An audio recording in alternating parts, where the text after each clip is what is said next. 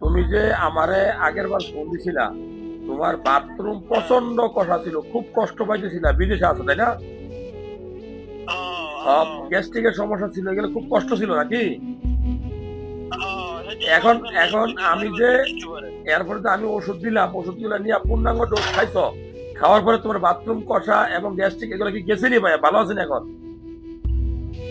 এটা তো ভালো, এটা হলো কেন সাড়ে পাঁচ ঘন্টা ছিলাম ধরো আপনি দেখেছিলেন ভূমি করে লিখেছিলেন এটা এখানে পাই নাই খাই নাই আর হ্যাঁ, এমনিতে সাড়ে পাঁচ ঘন্টা খাইতে পারে ভালো হয়েছে।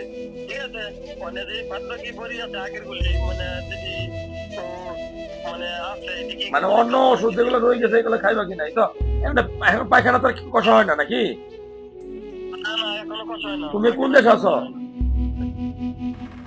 ওমানে আছে ওমানে ও যাও মানে, ও ওমানে মানে, আছে। ঠিক আছে, শোনো, একটু শাকসবজি বেশি করে খাবা, নাহলে কিন্তু আবার কষা হইব। এটা খুব ইম্পর্টেন্ট। আচ্ছা, ঠিক আছে। আর